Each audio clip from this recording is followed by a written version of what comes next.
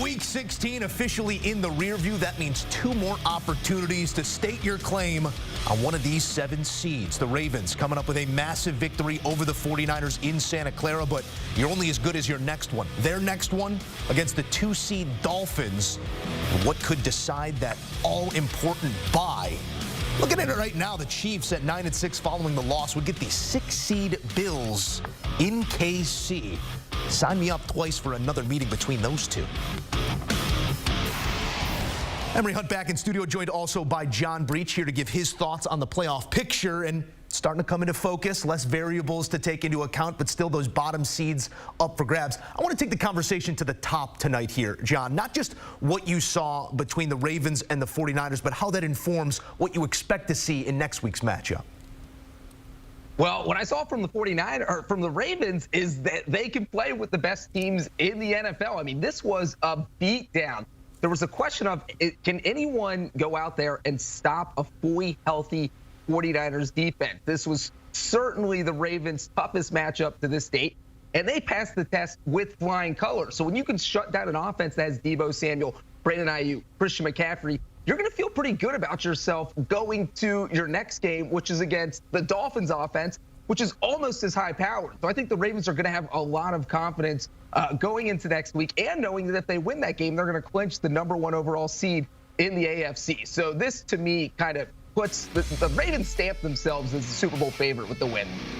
Yeah, when you think about how they went ahead and beat San Francisco, it's matching that physicality that Joe talked about earlier with this 49er team. And if you're Baltimore, I feel like all week in practice has to be focused on zone defense. How can we communicate better? Because they're going to see a lot of mid-level, high-level, low-level crossers coming from this Miami Dolphins offense. This is essentially the same offense you just played against in San Francisco that you'll play against in Mike McDaniel out there in Miami, or against Miami. So for me, Baltimore has to focus on how can we communicate better on defense and zone? How can we pass guys off? Can we make tackles in space? Because there's a lot of speedsters, more speed in Miami than is in San Francisco. You don't have to deal with a Christian McCaffrey, but you have to focus on the Tyreek Hill, Jalen Waddle, and Tua with his precise precision and accuracy and his anticipation getting the ball out quickly. It's going to be that McDaniel-McDonald matchup that might decide the AFC.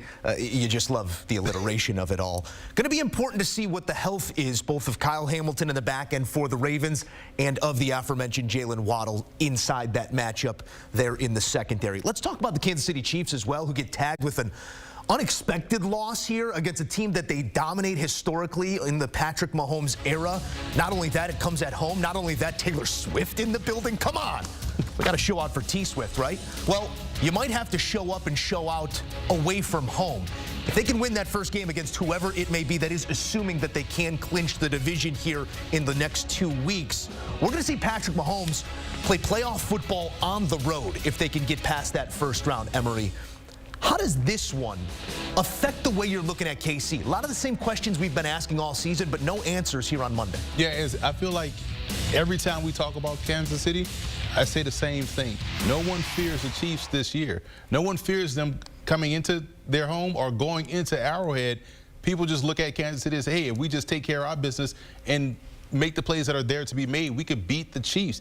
And we saw the Raiders lose contain on every drop back and still found a way to collapse on the back end and close on these wide receivers and force some turnovers. So if you have the ability to play with discipline up front, rush the passer, and also cover on the back end, you have a great chance of beating Kansas City, not just winning the game, but actually dominating like the Raiders did today.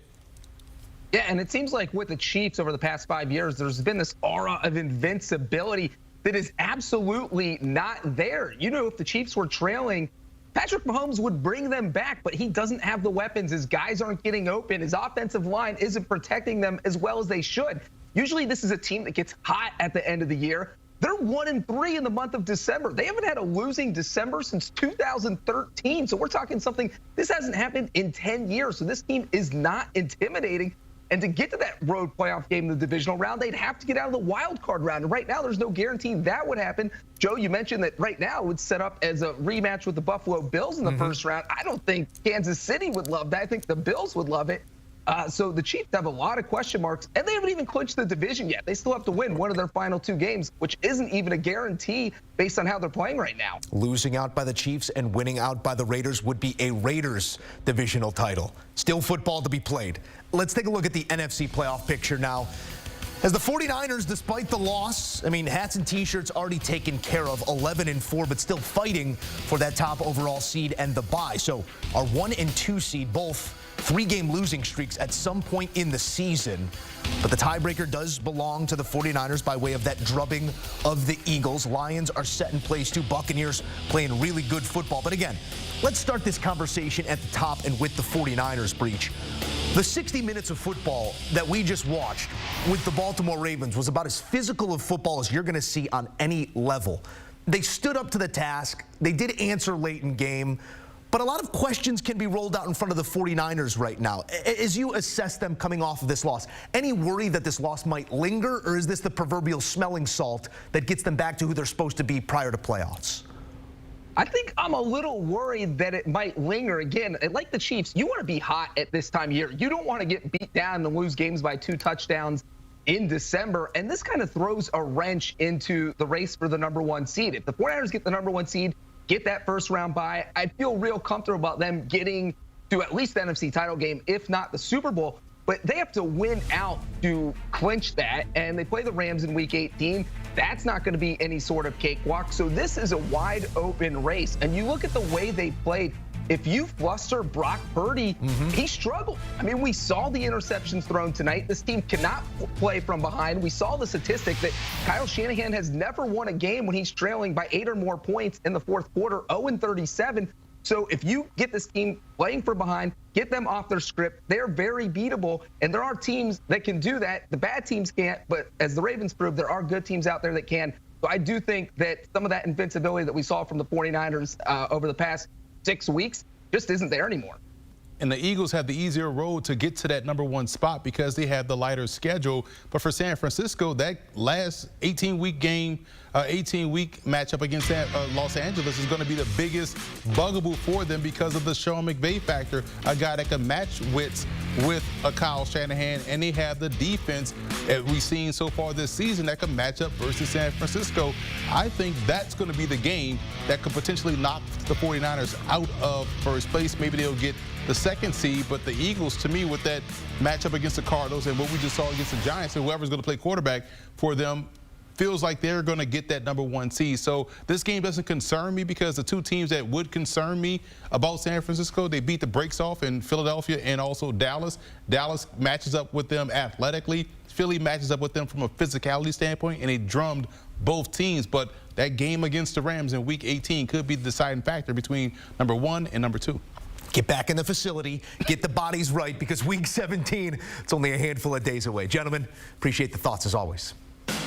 And don't forget, there's only one place to be each and every Sunday. That's with us on Game Day Scoreboard. Highlights, reaction, podium sound in its fullest extent. You'll only get it here on CBS Sports HQ. We'll also take you into the booth. Some of the biggest NFL on CBS matchups. Our guys up top offering their thoughts immediately after zeros. Join us every Sunday on Game Day Scoreboard.